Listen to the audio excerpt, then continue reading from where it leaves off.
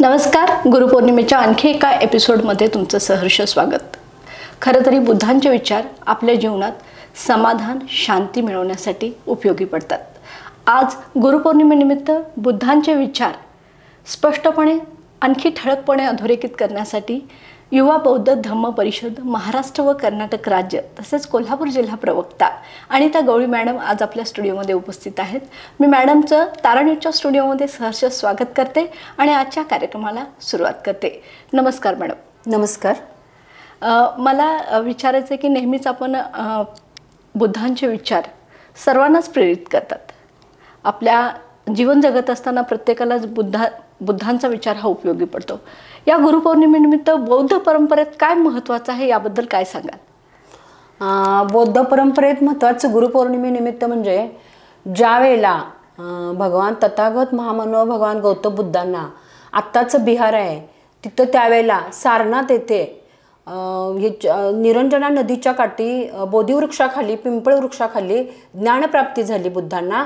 आणि त्यानंतर त्यांनी त्यांचे जे 5 शिष्य होते त्या 5 शिष्यांना धम्मदीक्षा दिली. म्हणजेच त्या दिवशीच बुद्ध धम्म चक्र परिवर्तन दिन असं मानलं जातं. तर त्यांचे ते 5 जे शिष्य होते त्याच्यामध्ये बदेय होते, कौंडिन्य होते, त्याच्यानंतर वप्प होते, महामुनी होते आणि कश्यप अशा ह्या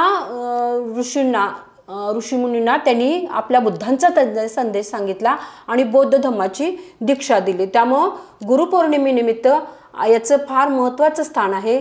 आणि त्या दिवशी खरं तर पौर्णिमेचा दिवस होता. बुद्धांच्या आयुष्यात खरं तर बुद्धांचा जन्म हा झाला वैशाखी पौर्णिमेला, ज्ञानप्राप्तीसुद्धा वैशाखी पौर्णिमेलाच झाली आणि बुद्धांचं ज्यावेळी महानिर्वाण झालं ते सुद्धा वैशाखी पौर्णिमेलाच झालं. त्यामुळं बौद्ध धर्मात पौर्णिमेला फार महत्त्व आहे. त्यामुळं गुरुपौर्णिमेच्या निमित्त मी बौद्ध धम्मचक्र परिवर्तन दिनाचं ह्या वेळेला तुम्हाला स्पष्टीकरण दिलं.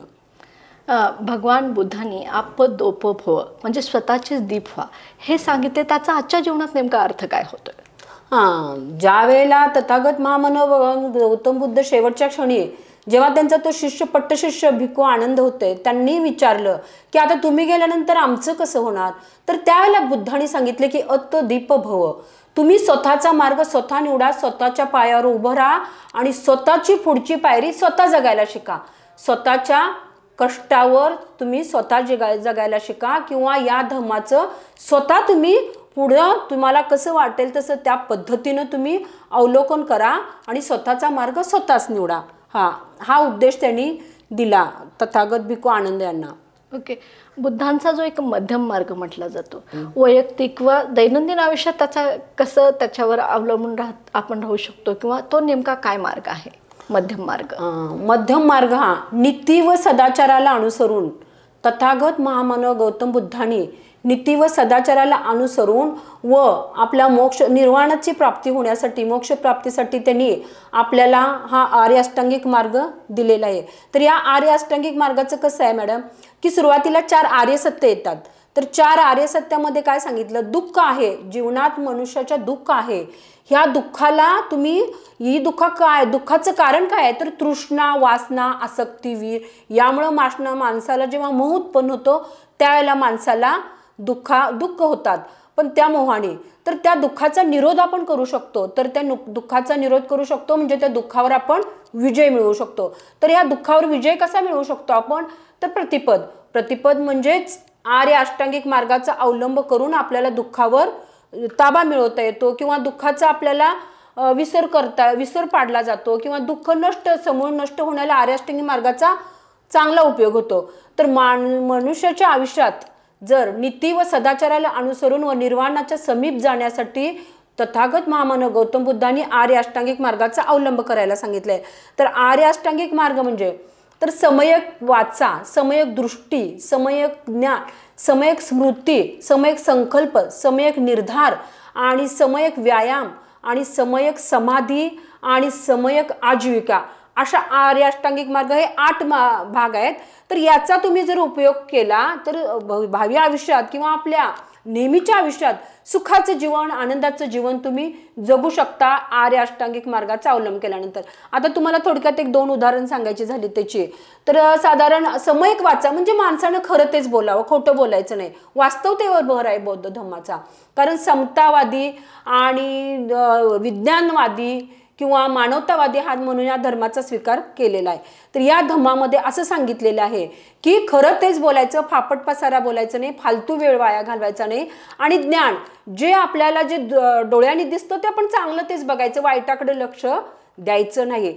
आपण जी उपजीविका करतो रोजच्या जीवनामध्ये ते कुठेही लांडी लबाडी किंवा कुठेही आपण कुठेही हे करून किंवा कुणाचंही पिळवणूक करून आपण ते पैसे कमवायचे नाहीत. कष्टानं स्वतःच्या कष्टाचा घाम गाळून आपण ते आजीविका करायचे. आणि अशा चांगल्या मार्गाने जर आपण चालत राहिलो तर आपल्याला खरोखरच आपलं जीवन हे सुखी होतं, समृद्धी होतं आणि शांतीच्या मार्गाने आपण जीवन जगू शकतो. ह्याचा आपल्याला आर्य अष्टांगिक मार्गामध्ये असा उपयोग होतो. आजच्या तरुण पिढीला बुद्धांचे विचार पटवून द्यायला झालं तर काय सांगाल? आजची तरुण पिढी जी भौतिक विचाराकडे वळलेली आहे असं म्हणेन मी. जसं मोबाईल असेल, व्यसनं असतील, अनेक गोष्टींनी ते पीडित झालेले आहेत. अशा तरुणांना बुद्धांच्या विचारांकडे वळवण्यासाठी काय मार्ग सांगाल? अशा तरुणांना बुद्धांच्या विचाराकडे वळवण्यासाठी ते पंचशील तत्वाचा अवलंब करायला लागेल. भगवान गौतम बुद्धाने आपल्याला जी शिकवण दिली आहे किंवा जे तत्वज्ञान दिले बौद्ध धर्माचं त्याच्यामध्ये पंचशील आहे, 4 आर्य सत्य आहे, 4 आणि आर्य अष्टांगिक मार्ग आहेत आणि 10 परिमित आहेत. तर आपल्याला पंचशीलामध्येच भगवान तथागत महामानव गौतम बुद्धांनी सांगितलेलं आहे व्यभिचार करायचा नाही, मद्यपान करायचं नाही, खोटं बोलायचं नाही, चोरी करायची नाही आणि अहिंसा करायची नाही. म्हणजे कुठल्याही जीवाचा आपण विध्वंस करायचा नाही किंवा प्राणीमात्राचा आपण कुठंही नाश करायचा नाही. यातूनच पंचशिलेमधूनच आपल्याला सांगितलंय. आणि वाचाल तर वाचाल खऱ्या अर्थानं. म्हणजे तथागत महामानव गौतम बुद्धांनी आपल्याला हा पायाच घालून दिलेला आहे. ही पुढची तरुण पिढीनं या पंचशिलाचं जरी अवलंब केलं तरी आपली पिढी कुठेही बिघडणार नाही. कारण पहिल्यांदाच आहे बघा, मी चोरी करणार नाही, मी खोटे बोलणार नाही, मी व्यभिचार करणार नाही, मी व्यसन मद्यपानाला हातही लावणार नाही. ह्या गोष्टी इतक्या पंचशिलाची तत्व इतकी हे आहेत म्हणजे इतकी कठोर आहेत आणि इतकी रोजच्या आयुष्यात म्हणजे माणसाला नेहमी वास्तवता जाणून देणारे आहेत. आणि आजच्या तरुण पिढीने खरोखर पंचशिलाचं जरी अवलंब केलं थोड्याफार प्रमाणात का होईना तरी आजची तरुण पिढी वाया जाणार नाही किंवा मोबाईलच्या धुंदीत जाणार नाही किंवा कुठल्या व्यसनाधीन होणार नाही. आणि खऱ्या अर्थाने बौद्ध धर्माचा हा पायाच आहे की पूर्ण जगाला ते बौद्ध धर्म तारू शकतो. एवढी बौद्ध धर्मामध्ये ताकद आहे ती या पंचशिलाच्या तत्वामुळेच. कारण जगाला जे मैत्री पूर्ण कर्म ज्ञान प्राप्ती ही जी आपल्याला विचारधारा मिळाली बुद्धांच्या तत्वातून ती खरोखर आजच्या तरुण पिढीला घेण्यासारखी आहे. आणि त्या मार्गाने तरुण पिढीने चालावं असं मी तुम्हाला या ठिकाणी माझं मत व्यक्त करेन. 4 आर्य सत्य तुम्ही सांगितलीत, दुःख, कारण, विरोध आणि मार्ग. पण त्याचं स्पष्टीकरण अधिकपणे जर सांगायला गेलं तर काय सांगाल त्या आर्य सत्यांचा अर्थ? 4 आर्य सत्य. माणसाच्या आयुष्यात दुःख होतं, माणसाच्या आयुष्यात दुःख नाही असं कधी नाही. माणसाच्या आयुष्यात दुःख हे हमखास होतं.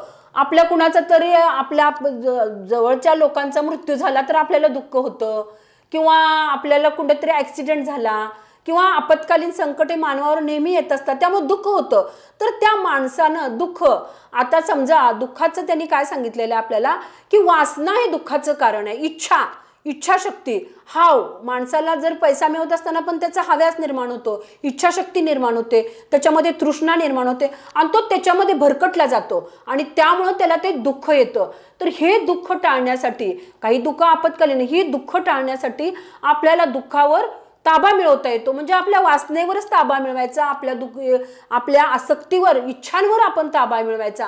एखादा माणूस समजा दारू पित असेल तर त्यांना आपण स्वतःहून सांगायचं की मी नाही दारू पिणार, ह्या दारूने माझा नाश होतो, विनाश होतो. त्याने तिथंच त्याच्या दारू ज्या प्यायचं त्याला इच्छा होते तिथंच त्याने नियंत्रण ठेवायचं. त्याने जर ते नियंत्रण ठेवलं तर ती दारू त्याची सुटणार आणि ती दारू सुटल्यानंतर त्याला जीवनात कसं तरी वाटत असेल त्यामुळे त्याने ते आर्य अष्टांगिक मार्गाचा अवलंब करायचा किंवा त्यामुळे ते दुःख नष्ट होतं. म्हणजे चांगल्या मार्गाने पैसे कमवायचे, चांगलं खरं ते बोलायचं, चांगलं न्यायानं हे करायचं किंवा आपल्या रोजच्या व्यवहारात सुद्धा चांगल्या गोष्टीचा त्यांनी अवलंब करायचा.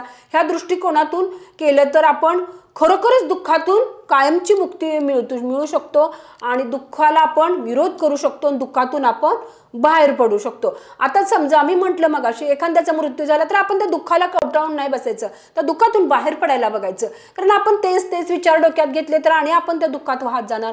त्याच्यापेक्षा तसं नाही, आपण त्या दुःखातून बाहेर पडायचा प्रयत्न करायचा. आपल्या रोजचे दैनंदिन कामकाजावर आपण लक्ष केंद्रित करायचं आणि आपण त्या दुःखातून बाहेर पडायचं आणि चांगल्या पद्धतीने वागायला शिकायचं. त्यामुळं कारण की आपण त्या दुःखात समाविष्ट गेलो नाही पाहिजे. समता, करुणा, मैत्री आणि अहिंसा या मूल्यांचा वापर करून समाजात कशा पद्धतीने आपण बदल घडवू शकतो? समता, करुणा, अहिंसा या गोष्टीचा वापर करून आपण आयुष्यामध्ये डॉक्टर बाबासाहेब आंबेडकरांनीच आपल्याला खऱ्या अर्थानं धडा घालून दिलेला आहे. कारण आपलं ते संविधान निर्मिती आहे, संविधान लिहिलेलं आहे, त्याच्यामध्ये स्वातंत्र्य, समता ही मूल्ये या प्रज्ञाशील करुणामधूनच त्यांनी ते घेतलेले आहेत. आणि खऱ्या अर्थानं हे बौद्ध धर्मातून ही तत्वे आपल्या संविधानामध्ये आलेली आहेत. आणि ह्याचा पाया आपण खऱ्या अर्थानं पूर्ण भारत देशातलं जे आपली राज्यघटना आहे ही आपली चालते ती खरोखरच बुद्धांची तत्व सुद्धा त्याच्यात समाविष्ट केलेली आहे आणि त्याच्यावर आपण चांगल्या पद्धतीनं प्रभाव पाडू शकतो. बुद्धांना गुरु म्हणून आपण आपल्या जीवनात काही असं अंगीकारलं आहे का? असं तुम्ही आमच्या दर्शकांच्या समोर काही शेअर करू शकाल का, जेणेकरून तुमच्या जीवनात त्याचा प्रभाव पडला? हो, बुद्धांना तर आमच्या घरापासूनच म्हणजे बालपणापासूनच आमच्यात बुद्धांचे संस्कार आहेत.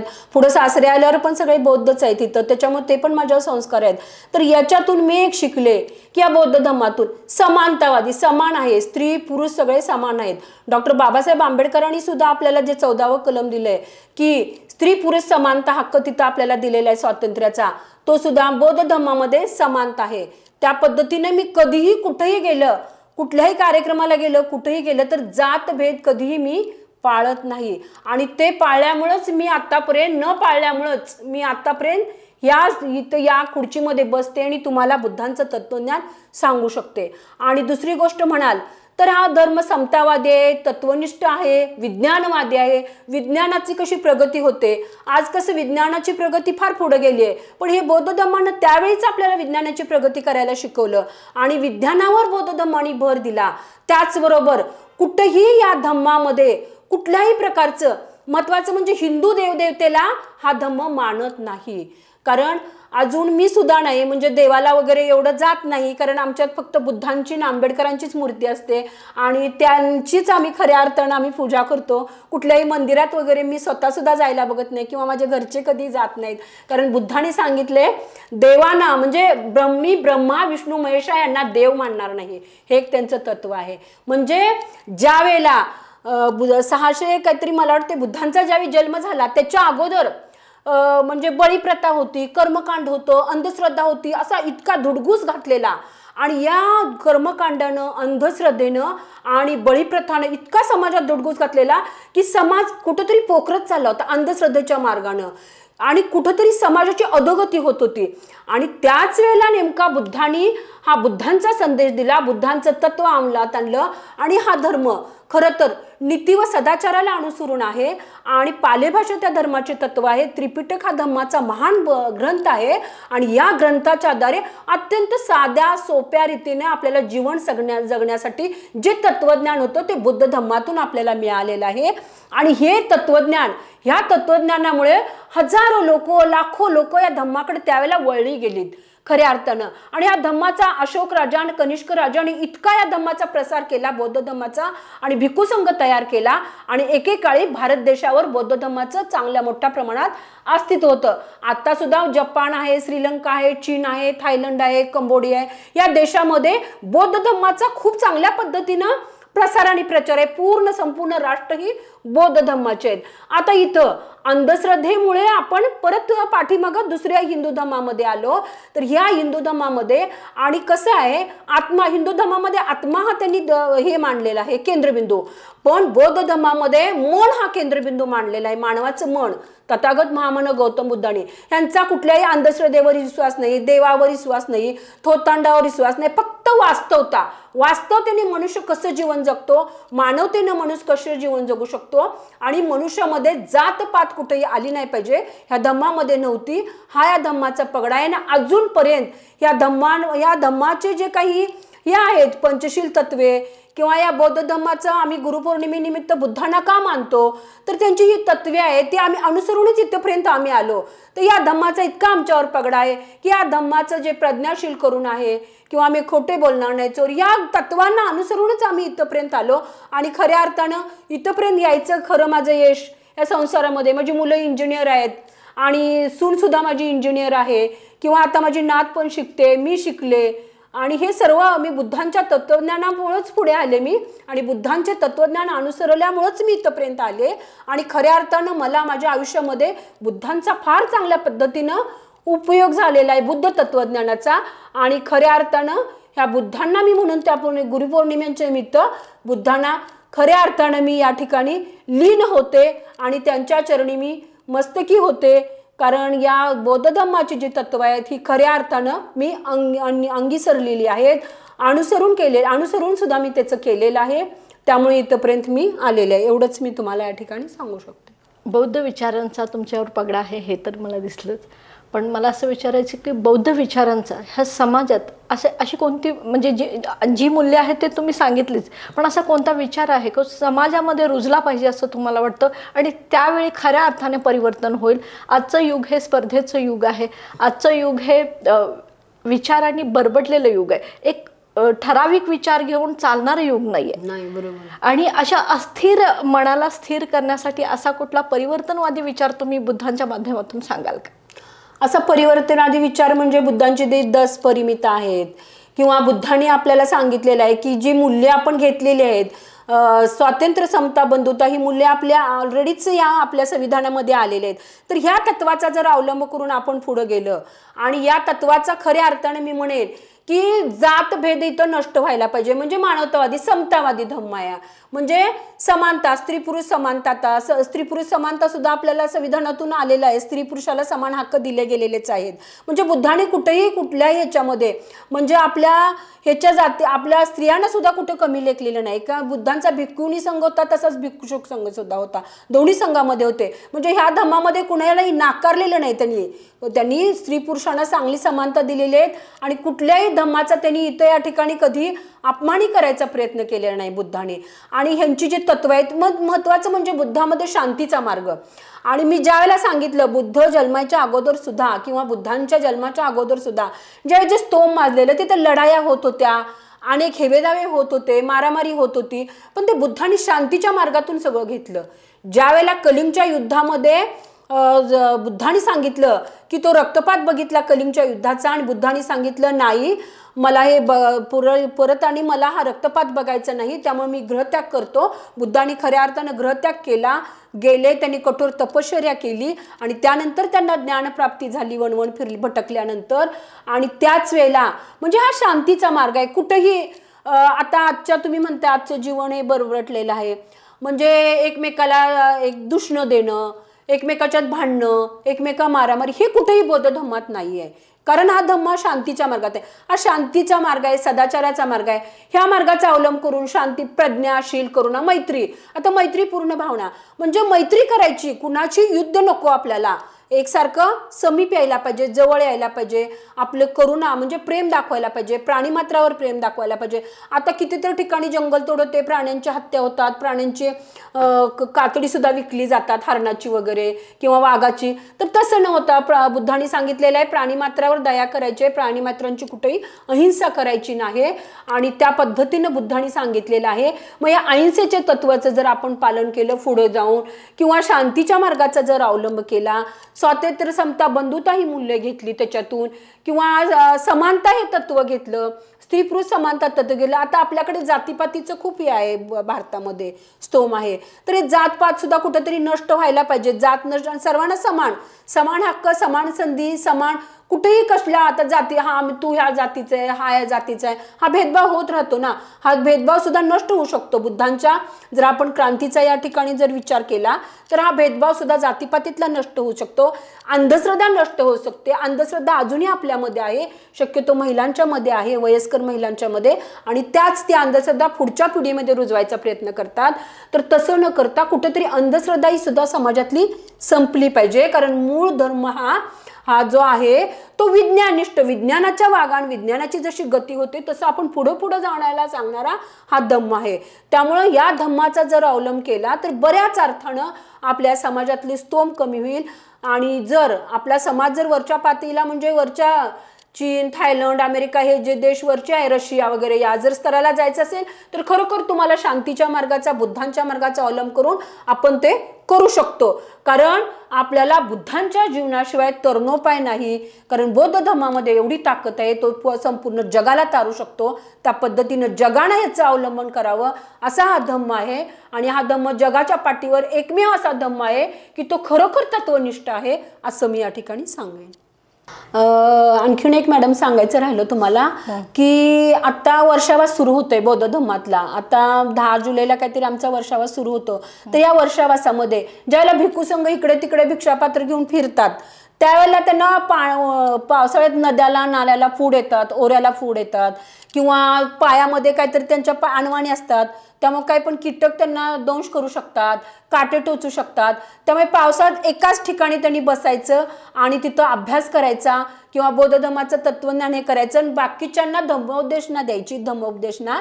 आणि त्या पद्धतीनं त्यांनी वर्षावासही केलेला आहे. तर आता ही वर्षावासाला सुरुवात होते या पद्धतीनं. म्हणजे भिक्खू संघाने एक 3-4 महिने असेच राहायचे आणि फक्त त्या ठिकाणी आपण त्यांनी फक्त धम्मदेशना द्यायची. पावसाळ्यात कुठेही फिरायचं नाही, कारण पाऊस भरपूर असतो. पूर्वी पण पाऊस भरपूर असायचा, झाडी भरपूर होती. त्यामुळे आता बौद्ध धर्मामध्ये वर्षावासाला सुद्धा सुरुवात होतीये. ओके. तर मॅडम मला विचारायचं आहे की गुरुपौर्णिमेच्या निमित्त माझ्या दर्शकांना एखादा छोटासा संदेश द्या. गुरुपौर्णिमेच्या निमित्त बुद्धांच्या तत्वाचा मी तुम्हाला दर्शकांना मी संदेश देऊ शकते की तुम्ही जर ती छोटी छोटी जी पंचशीलातली जे तत्व की मी खोटे बोलणार नाही, मी चोरी करणार नाही, मी व्यभिचार करणार नाही, मी प्राणीमात्र दया करेन, ह्या जरी पंचशील तत्वाचा जरी अवलंब केला थोड्याशा प्रमाणात तरी खऱ्या अर्थानं या ठिकाणी मी आले आणि 4 शब्द तुमच्याशी बौद्ध धर्माविषयी बोलले हे मी सार्थक झालं असं मी समजेन माझं. मॅडमने नुसतं भगवान बुद्धांचे विचार आत्मसात केले नाही किंवा ते फक्त संवादापुरतं मर्यादित ठेवलं नाही, तर त्या विचारांप्रती आदर बाळगत त्यांनी एक पुस्तक देखील लिहिलेलं आहे, भगवान गौतम बुद्ध चरित्र म्हणून. त्याचा मॅडम काय परिचय करून द्याल, नेमकं काय विचार त्यामध्ये तुम्ही मांडलेत? बुद्धांचा जेव्हापासून जन्म झाला की बुद्धांचा जन्म कसा, बुद्धांचा जन्म हा लुंबिनी वनामध्ये झाला आणि त्यामुळं बुद्धांच्या जन्मापासून ते बुद्धांना ज्ञानप्राप्ती झाली, कशी ज्ञानप्राप्ती झाली, काय झाली आणि बुद्धांचं निर्वाण कसं झालं याचे मी या ठिकाणी या पुस्तकामध्ये याचे मी विश्लेषण व्यवस्थित केलेलं आहे आणि याचे माझे विचारही मांडलेले आहेत. आणि या पुस्तकाचं खऱ्या अर्थानं लहान मुलांनाही पुस्तक फार उपयोगी आहे, कारण बुद्धांचं जे खऱ्या अर्थानं बालपणापासून जे ह्याच्यामध्ये आहे आणि हे खरोखर लहान मुलांनी वाचण्यासारखं पुस्तक आहे. ते वाचावं मी म्हणते, कारण बुद्धांची जी वास्तवता आहे, बुद्धांनी जे इथपर्यंत ज्ञानप्राप्ती कशी केली, बुद्धांचा जन्म कसा झाला, विवाह झाला, त्यानंतर त्यांनी गृहत्याग कसा केला, त्याच्यानंतर त्यांना धम्मोपदेशना कशी मिळाली, हे संपूर्ण या पुस्तकामध्ये लिहिलेलं आहे. आणि लहान मुलांनी सुद्धा वाचावं असंही माझी पुस्तकं मी या ठिकाणी लिहिलेली आहे. तर आपण खरोखरच ही पुस्तकं घेऊन वाचावी असं मी तुम्हाला हा संदेश देईन. तर या होत्या अनिता गवळी मॅडम, ज्यांनी दुःख, कारण, निरोध आणि मार्ग तसेच समता, करुणा, मैत्री आणि अहिंसा यांसारख्या मूल्यांचा समाजावर काय परिणाम होऊ शकतो आणि त्यासाठी नेमकं काय केलं पाहिजे या बुद्धांच्या विचारसरणीचा थोडक्यात आपल्याला आज गुरुपौर्णिमेनिमित्त परिचय करून दिला. मी मॅडमचं पुन्हा एकदा आभार मानते आणि धन्यवाद देते. धन्यवाद मॅडम. तारान्यूजचं मी आभारी आहे, कारण मला इथं बोलवलं, बुद्धांच्या तत्वज्ञानाविषयी 4 शब्द बोलायची संधी दिली, त्याबद्दल मी तारान्यूजचे खूप खूप आभारी आहे. आणि प्रेक्षकांनी मला ऐकून घेतलं त्याबद्दल मी प्रेक्षकांचेही खूप खूप आभारी आहे. धन्यवाद.